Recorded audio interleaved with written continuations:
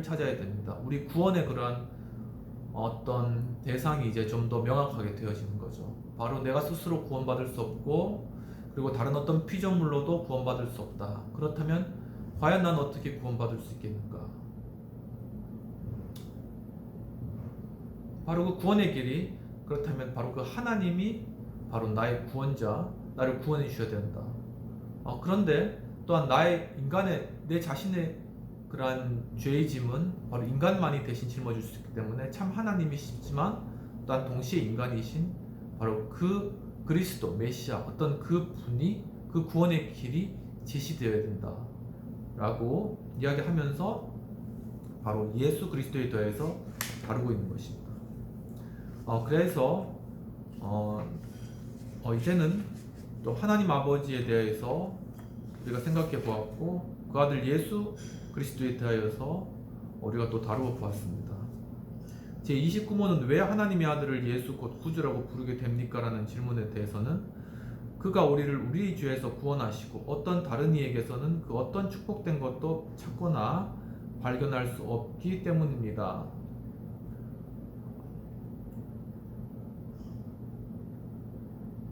바로 그 예수 그리스도, 그분을 구주라고 부르는 이유는 바로 그분께서 우리 죄를 구원하시고, 또한 예수 그리스도 외에는 다른 사람에게는 바로 이러한 구원과 관련된 어떤 축복된 것도 발견할 수 없기 때문에 오직 예수님만이 구주가 되실 수 있다라는 것입니다.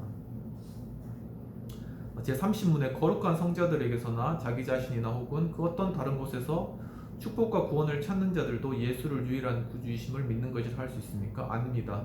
그들은 구세주가 되신 그리스도를 행동에서 부인합니다. 그 이유는 예수가 완전한 구세주가 아니어야 하든지 이런 구세주를 그들이 참 믿음으로 받아들여서 그들이 복에 필요한 모든 것은 그에게서만 찾아야 하는데 그렇게 하지 않기 때문입니다. 라는 것에 대한 대답이 되겠습니다.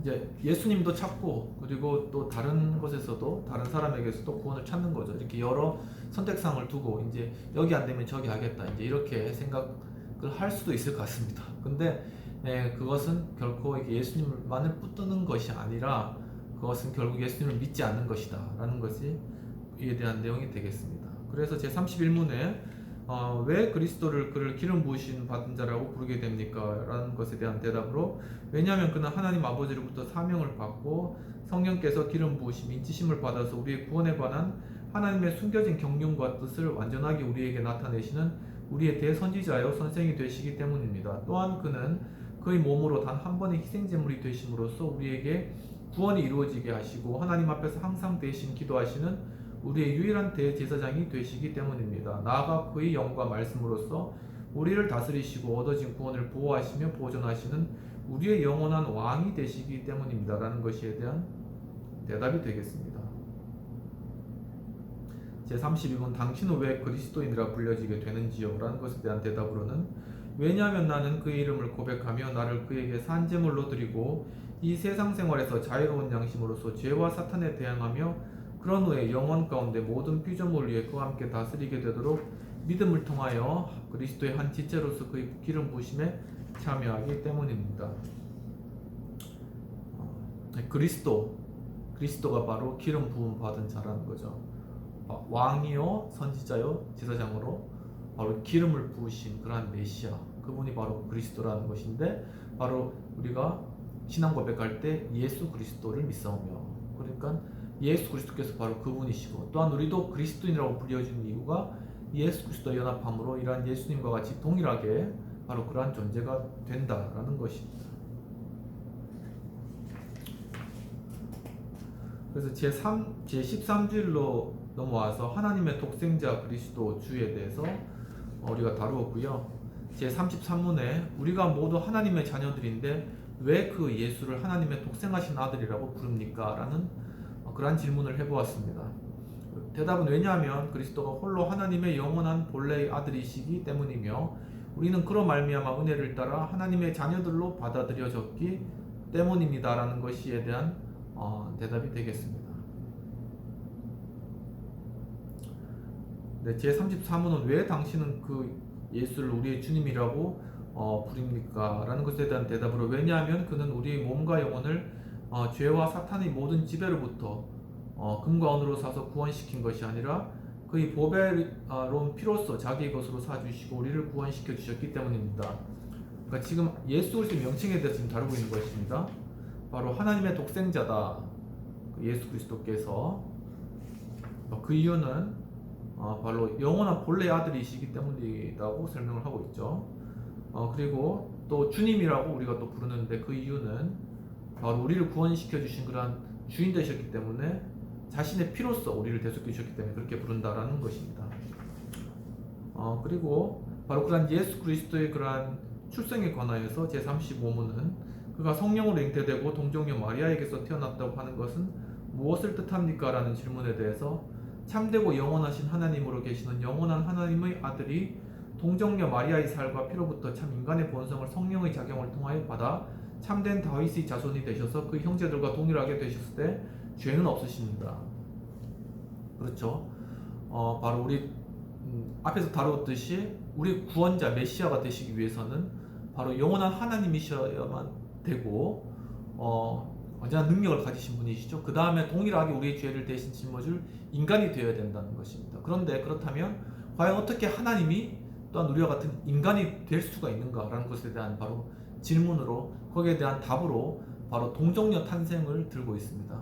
즉 하나님이 바로 성령님을 통하여서 바로 처녀인 그 마리아의 몸에 바로 잉태되셨다는 그러한 사실인 거죠. 그래서 여기에서 바로 성부 하나님과 또한 성령 하나님, 그리고 성자 예수님, 바로 이렇게 삼위일체의 그러한 동일 본질을 세위격, 이 삼위일체의 그러한 온전한 그러한 사역으로 예수 그리스도께서 구원자로서 이 땅에 오시게 되셨다는 것을 질문에서 다루고 있는 것입니다. 제36문에서 당신은 그리스도의 거룩한 잉태와 탄생으로부터 어떠한 유익을 얻게 됩니까? 라는 것에 대해서, 그가 우리의 중보자가 되시고 자기의 순결과 완전한 거룩함으로 내가 빠져있는 죄를 하나님 앞에 덮어주십니다 라는 것이 되겠습니다. 그리고 제15주일에는 예수 그리스도의 고난과 죽으심에 관하여서 제37문, 당신은 그리스도가 고난받으셨다는 말을 어떻게 이해합니까? 그는 전생애 동안 특히 마지막에 전 인류에 대한 하나님의 진노를 몸과 영혼에 짊어져서 한 번에 드리는 속죄물인 그의 그리스도의 고난으로 우리의 몸과 영혼을 영원한 저주로부터 구원하셨고 우리에게 하나님의 은혜와 의와 영원한 생명을 획득해 주셨습니다. 여기서 보시면은 바로 이렇게 우리의 구원자로서, 메시아로서 바로 그 하나님이 성령님을 통하여 이 땅에 동정녀 마리아의 몸을 통하여 오셨죠.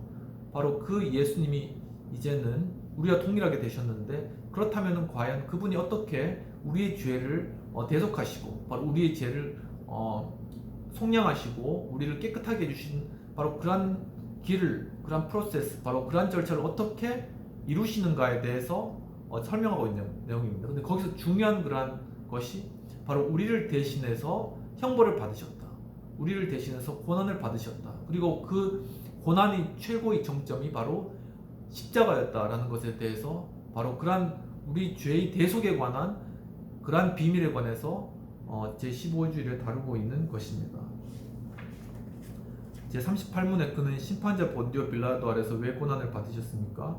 그가 죄 없이 세상의 심판자 아래서 저주받게 된 것은 우리 위에 선고되어야 했던 엄격한 하나님의 심판으로부터 우리를 구원하기 위해서였습니다. 하나의 빌라도 앞에서, 로마의 그러한 총독이죠, 그 앞에서 심판을 받으신 것은 사실 그 자리에 우리가 있어야 된다는 겁니다. 그리고 하나의 예표로서 결국 우리는 하늘나라에 가서 하나님 앞에 그렇게 우리가 서야 된다는 그러한 것입니다. 그런데 바로 그것을 예수께서 대신 그 길을 가셨다는 거죠. 근데 그 예표로서 바로 본디오 빌라도 이 세상 권력 아래서 바로 심판을 받으셨다는 것인데, 이 세상 권력은 공중 권세를 잡은 자, 이 사탄의 세력 가운데 있기 때문에 어떻게 보면은 바로 이런 사망의 권세를 잡은 그 사탄의 정죄로 인하여서 죽임을 당하신 것이죠. 바로 그 죄값을 당하셨다는 겁니다. 그렇기 때문에 사탄이 바로 모든 인류의 죄에 대해서 예수 그리스도께 그 죄값을 물었고 예수 그리스도를 십자가에 달려 죽게 하였기 때문에 이제는 사탄이 할 수 있는 것은 다 했다는 겁니다. 더 이상은 할 수 없다는 거죠. 그리고 그 예수 그리스도를 통하여서 모든 죄가 다 사해졌기 때문에 바로 더 이상은 예수 그리스도를 통하여서 그리스도와 연합하게 된 자는 사단이 더 이상은 건드릴 수가 없다는 것입니다. 바로 그 목숨, 그 영혼에 관한 그 죄의 값을 더 이상은 물을 수 없다는 것입니다. 이것이 바로 속량, 대속, 대신 죄값을 치러 주셨다는 것입니다. 39문은 예수가 십자가에 죽으신 것은 그가 다른 죽음으로 죽으신 것보다 더 값진 것입니까? 그렇습니다. 그것을 통하여 나는 그의 십자가의 죽으심이 하나님으로부터 저주받은 것이기에 내 위에 놓였던 저주를 그가 짊어지셨다는 것을 확신합니다. 라는 것이 되겠습니다. 그리고 제40문, 왜 그리스도는 죽임을 당하셔야 했습니까? 하나님의 진리와 의 때문에, 즉 하나님의 아들의 죽음을 통하는 것 외에는 우리의 죄에 대한 대가를 지불할 수 있는 다른 방법이 있을 수 없기 때문입니다. 바로 우리의 죄값을 대신 짊어지시고 우리를 구원하시기 위한 그 방법으로 예수 그리스도께서 십자가에 달려 돌아가셨다는 그런 사실입니다. 그럼 제41문, 왜 그는 장사지는 바 되었습니까? 그가 참으로 죽었다는 것을 이것으로 증거하기 위해서입니다. 우리 죄를 위해서 대신 온전하게 죽으셨다는 것이죠. 제42문, 그리스도가 우리를 위하여 죽으셨음에도 불구하고 우리가 죽어야 하는 이유는 무엇입니까? 그에 대한 대답은 우리의 죽음은 우리의 죄값이 아니고 다만 죄의 죽음이며 영원한 생명의 출구이기 때문입니다. 그렇죠. 더 이상 이제는 죄의 권세가 이 사망의 권세가 우리에게 역사하지 못하며, 그러므로 죽음에 대한 의미는 이제는 그리스도인에게는 바로 영원한 형벌로 들어가는 그러한 문이 아니라 영원한 천국으로 들어가는 문이 되며, 그렇기 때문에 하나의 그러한 천국으로 가는 통로의 그러한 의미로 새롭게 그러한 우리의 육체적인 죽음의 의미가 우리에게 다가온다는 것입니다. 그리고 제43문에서는 우리는 십자가에서 그리스도의 죽음과 제물로부터 어떤 종류의 유익을 더 많이 얻게 됩니까? 라는 그러한 질문에 대해서 그에 대한 대답으로 그와 함께 그의 능력을 통하여 우리의 옛사람이 못 박혀 죽었으며 장사지는 바 되고, 그럼으로써 우리 안에서 육신의 악한 욕심이 더 이상 지배하지 못하게 되고 우리가 스스로 그에게 감사로 희생을 드릴 수 있게 된 것입니다. 제43문, 지옥으로 내려가셨다는 말이 왜 나옵니까? 나는 내가 받아야 할 극도의 시련에서 벗어났음을 보장받는다는 것입니다. 나의 주 그리스도께서 십자가를 전후하여 그 영혼으로 짊어지셨던 그 말할 수 없는 심려와 고통, 공포를 통하여 나를 지옥의 공포와 고통으로부터 구해주셨다는 겁니다. 바로 이런 지옥의 고통과 공포 때문에, 인간이 받을 형벌 때문에 인간이 우울해하고 죽음으로 두려워하고 그 가운데 힘들어하고 또 그 가운데 낙심하고 절망하는 것입니다. 그렇지만은 바로 이 예수 그리스도께서 그것을 대신 짊어지셨기 때문에, 바로 그런 비참한 인간의 상태가 되셔서 우리 죄를 대신 짊어지셨기 때문에 그분과 연합하고 또한 그분이 부활하신 우리가 동참함으로 바로 이제는 참 천국의 그러한 안식과 위로를 우리가 얻을 수 있다라는 그런 것이 되겠습니다. 네. 그리고 지난 주일에는 제45문, 그리스도의 부활은 우리에게 무슨 유익이 있습니까? 그리스도에 대해 부활에 대해서 우리가 다루었고요.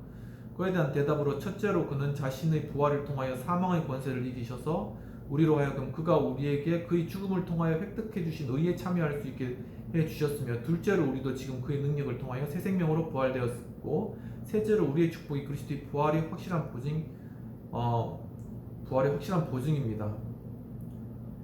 그러한 대답이 되겠습니다. 제46문, 당신은 그가 하늘로 가신 것을 어떻게 이해하고 있습니까?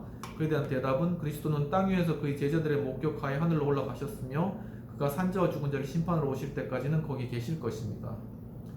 제47문, 그리스도는 그가 우리에게 약속하신 것처럼 세상의 마지막까지 우리와 함께 하시지 않습니까? 그리스도는 참 인간이시오 참 하나님이십니다. 그는 인간적인 본성으로는 지금 이 땅 위에 계시지 않지만 그러나 그의 신성과 위엄과 은혜와 그의 영으로 우리와 항상 함께 하십니다. 제48문, 만일 신성이 있는 모든 곳에서 인성이 함께하지 않는다면 그리스도 안에 있는 두 본성은 이와 같은 방식으로 서로 분리되어 있는 것이 아닙니까? 결코 그렇지 않습니다. 신성은 불가해하고 어디에나 현존하기 때문에 그 귀한 인성 외부에 있을지라도 그 안에 있어서는 인격적으로 인성과 결합되어 있습니다. 그렇죠? 결국 우리가 예수 그리스도 연합함으로 그분의 부활하신 것 같이 우리가 부활하고, 그분의 승천하신 것 같이 우리도 승천하고, 그분께서 하나님 보좌 우편에 앉은 것 같이 우리도 하나님 보좌 우편에 앉게 된다는 것입니다. 그분과 온전하게 하나가 된다는 것이죠. 그러니까 그분의 그러한 죽음과 고통과 십자가의 죽으심이 바로 내 죄의 죄값이라는 것을 우리가 인정하고 예수 그리스도를 받아들이는 그 순간, 이제는 우리가 예수 그리스도와 연합하여서 그분께서 그 다음번에 하신 모든 부활과 승천과 또한 그분의 또한 사역과 그 모든 것 가운데 우리가 그분과 동일하게 그분과 함께하게 된다는 그러한 사실입니다. 그래서 제18주일 그리스도의 승천과 하나님의 우편이라는 제49에서 제50문에서는 제49문 그리스도의 승천은 우리에게 무슨 유익이 됩니까? 그 대답은 첫째로 그는 하늘에서 그의 아버지 앞에서 우리의 대변자가 되십니다. 둘째로 우리는 머리 되신 그가 자기 지체인 우리를 자기에게로 이끌 것임을 보증하는 하늘의 우리 육신을 담보물로 가지는 셈입니다. 셋째로 그는 우리에게 그의 성령을 대리 보증으로 보내서 그 능력으로 우리로 땅에 속한 것이 아닌 그리스도가 계신 위의 것을 찾게 하십니다. 여기서 그리스도는 하나님 우편에 앉아 계십니다. 라는 것이 대답이 되겠습니다. 제50문은 왜 그리스도가 하나님 우편에 앉아 계시다는 것이 첨부됩니까? 이는 그리스도께서 하늘에서 그의 교회의 머리로 나타나기 위해 하늘로 올라가셨기 때문이려니와 하나님 아버지는 이 머리를 통하여 모든 것을 주재하십니다. 그것이에 대한 대답이 되겠습니다. 해설로는 제50문에 거론된 예수 그리스도가 승천하사 하나님 우편에 계심은 참 하나님과 참 인간이 되신 자로서 하나님의 권리와 인간의 권리를 다시 세우신 분으로 죽었다가 다시 살아나심으로 그가 교회의 머리이시며 모든 신적인 행위의 주체라는 사실을 상기시켜주고 있는 것입니다. 예수 그리스도는 하늘과 땅의 모든 권세를 가진 자로서 그는 교회의 머리로서 지금 아버지의 우편에 앉아 계신 것임을 말하고 있는 것입니다. 특히 하이델베르크 신학 문답서는 예수 그리스도가 그의 몸된 교회의 머리요 교회의 주인이시며 큐리오스 창조세계의 모든 만물의 주님이심을 증거해 줍니다. 창조세계에 대한 하나님의 전능하신 통치는 바로 예수 그리스도 안에서 은혜와 생명의 통치를 뜻합니다. 그것은 그의 교회 안에서 성령의 특별한 선물을 통하여 직접적이면서 내적으로 이루어지는 것입니다. 그러나 역사의 보편적이고 특별한 과정의 섭리 속에서 외형적이면서 간접적으로 이루어진다고 봅니다. 바로 예수 그리스도는 이 나라에 숨겨져 있는 왕이시며 그는 세상의 마지막 날에 모든 인간들을 심판하실 주님으로 나타나실 것입니다. 라는 것에 대한 대답이 되겠습니다. 좀 이렇게 이 나라에 숨겨져 있는 왕이라는 것이 좀 마음에 와닿네요. 이 땅에 통치자가 있고 대통령이 계시고 이 땅의 세상 권력들이 지배하는 그런 것처럼 보이지만은 사실은 이 땅은 하나님께서 통치하시는 것이요 결국은 예수 그리스도께서 왕으로 통치하시는 그러한 나라라는 것입니다. 그래서 바로 이 영원하신 하나님의 그 나라와 또한 이 땅에 있는 이러한 세계가 결국은 바로 우리가 알 수 없는 그런 사차원적인 그런 의미에서 이렇게 하나로 연결되어져서 지금 주님의 나라가 이루어지고 있다는 그런 사실들을 우리가 깨달아 알고 바로 이러한 것이 지금 모든 과학과 이 삼일체까지도 실제적으로 실제론으로 입증되고 있는 그러한 상황 가운데 있다는 것을 우리가 깨달아 알았으면 좋겠습니다. 그러면 오늘 기도하고 하이델베르크 요리문답 제18주일 공부를 마치고 제19주일에는 그리스도의 영광과 지혜림에 관하여서 함께 다뤄보도록 하겠습니다. 기도하시겠습니다. 하나님 아버지, 오늘 또 하이델베르크 요리문답 제18주일 과 관련되어서 지금까지 공부했던 모든 것들을 또 복습하고 또 이렇게 다시 복음에 관하여서 생각해 볼 수 있도록 이끌으시는 감사합니다. 주님, 참 이러한 것은 100번 강조해도 지나친 것이 아니며 인간의 구원과 영원한 나라에 관한 중요한 사실이기에 주님, 저희들이 계속적으로 이 공부를 해나갈 수 있도록 이끌으시는 감사하고 주님, 참으로 이 절망뿐인 그리고 비탄과 아픔과 또한 고통이 가득한 정말 이 세상 가운데 참된 메시아로 오신 또한 우리와 같은 모습으로 우리의 모든 죄짐을 대신 짊어지신 그 예수 그리스도의 그 은혜와 사랑을 저희가 깊이 깨닫고 마음 가운데 받아들임으로 그리스도의 부활과 같이 우리도 함께 부활하여 또한 영원한 나라에서 함께 통치할 그러한 소망 가운데 참 이 땅 비참하고 괴로운 어둠 가운데 이 땅 가운데 참 빛으로 살아가며 소망 가운데 살아가며 주님의 나라를 또한 이루어가고 확장하며 하나님 다시 오심을 준비하는 그러한 저희들 될 수 있도록 도와주시옵소서. 주님, 이 일들을 위해서 우리가 우리의 삶에 응해서 또한 전도하며 또한 우리의 여러 사회적인 그러한 여건과 환경 가운데서 또한 그리스도의 가치와 하나님 나라의 그러한 사랑과 또한 주님의 공의를 드러내게 하여 주옵소서. 또한 이 함께 공부하고 있는 이러한 하우스 이 장소를 주님께서 축복하여 주셔서 정말 이곳이 정말 이 나라와 정말 이 민족과 또한 이 세계 가운데 참으로 정말 하나님의 뜻을 이루는 그러한 중요한 일들 위해서 함께 토의하고 또 함께 모여서 교제하고 또 함께 기도하고 또 함께 공부하는 그러한 복된 장소가 될 수 있도록 주님 이 장소를 축복하시고 함께 해 주시옵소서. 주님 귀한 시간 주신 은혜를 감사하고 이 모든 말씀 우리 주 예수님 이름으로 기도하옵나이다. 아멘. 오늘도 장시간 이렇게 시청해 주셔서 감사합니다. 다음 주에 또 뵙겠습니다.